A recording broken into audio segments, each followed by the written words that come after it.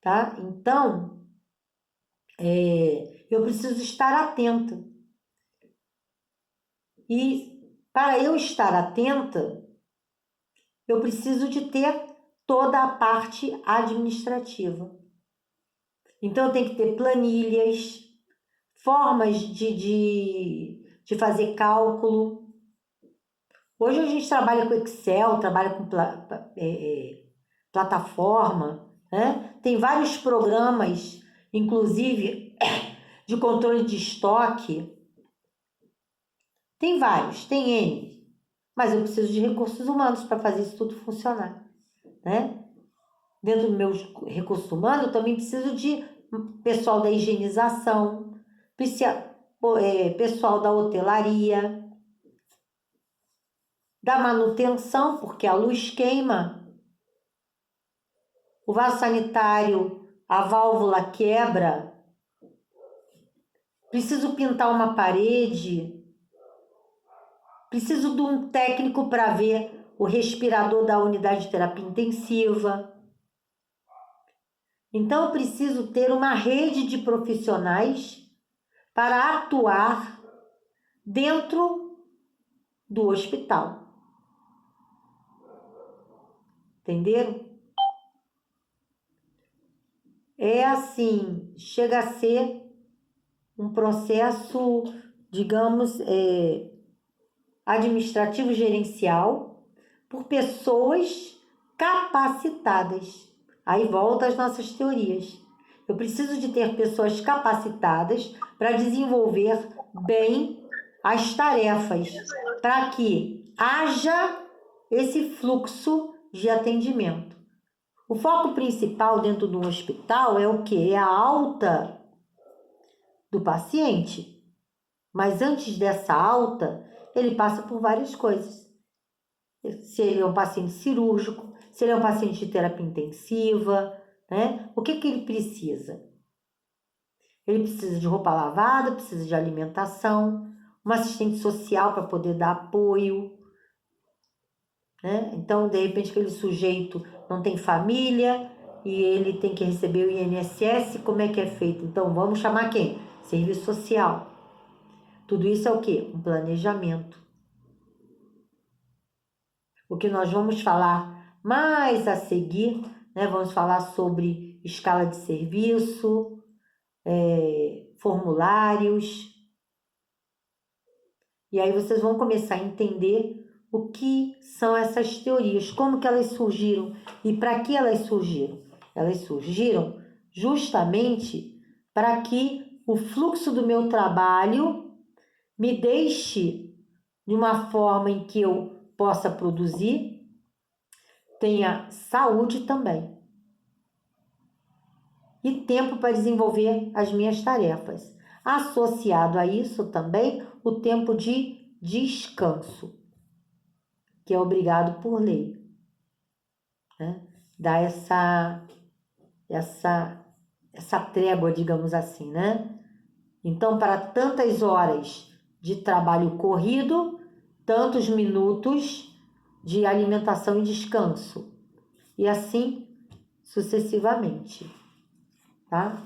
Então, a partir daí é que surgiram então essas teorias, que no qual eu começo a entender então, né, que eu tenho dentro da área da enfermagem critérios, fluxos a serem seguidos, né? Então, eu chego, a primeira coisa é a passagem de plantão. Então, a passagem de plantão é um documento importantíssimo que me passa informações do plantão anterior do paciente X.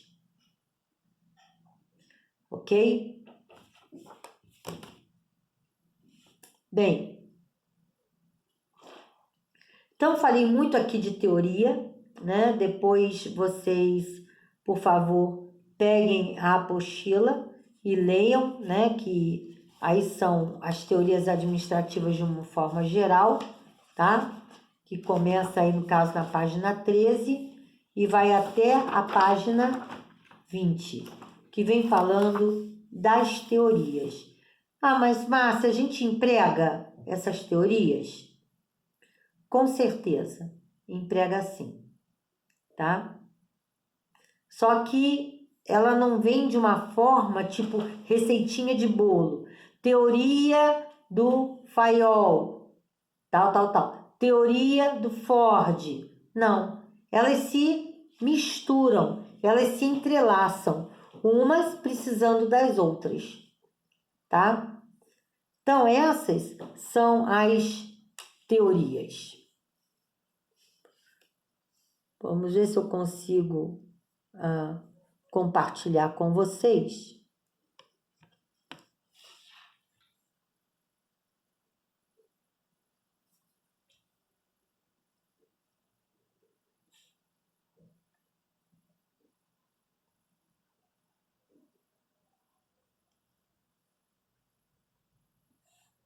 Parece que eu não estou conseguindo, mas eu tinha colocado em PDF.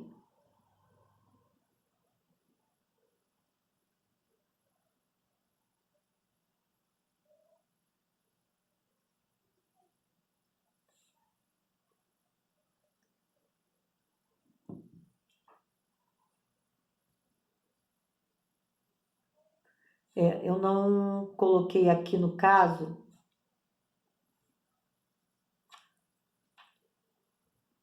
Eu não coloquei em PDF para vocês. Eu tinha mandado em PDF. Deixa eu ver se eu consigo. Não.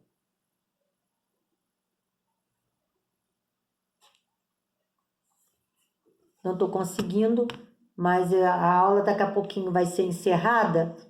E aí eu vou abrir a aula novamente e vou tentar colocar de novo aí no computador, tá?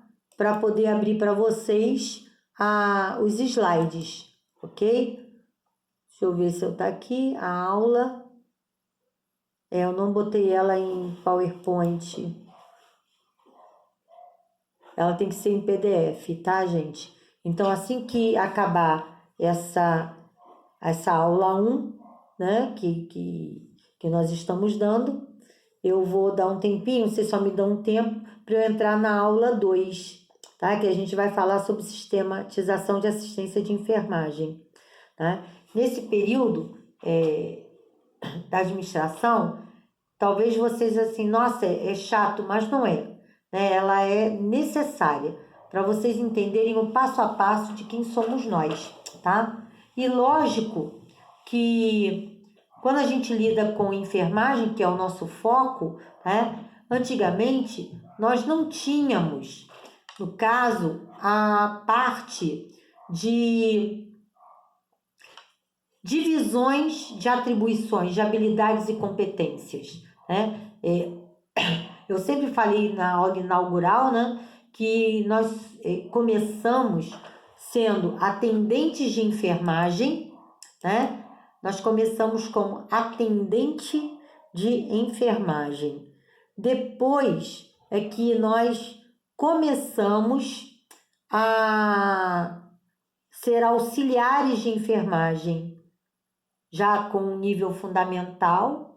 Depois nós começamos com o curso técnico em enfermagem, né? E depois é que nós começamos a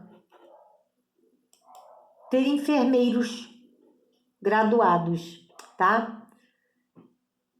Com isso, o que demonstra? Demonstra que o nosso serviço da saúde, na área da saúde, ele começou a se desenvolver de acordo com as habilidades e competências. Ou seja, de acordo, né, com o passar do tempo, com as tecnologias se desenvolvendo, né, houve a necessidade de ter formação especializada na atenção à saúde. Então, começamos a ter habilidades e competências voltadas para o nível auxiliar e técnico de enfermagem, e posteriormente o enfermeiro.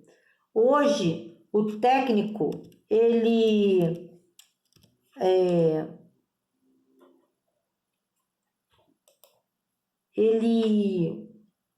tem um papel primordial, porque o auxiliar de enfermagem foi extinguido, né? E com isso, o atendente de enfermagem, ele acaba, né? Ele acabou.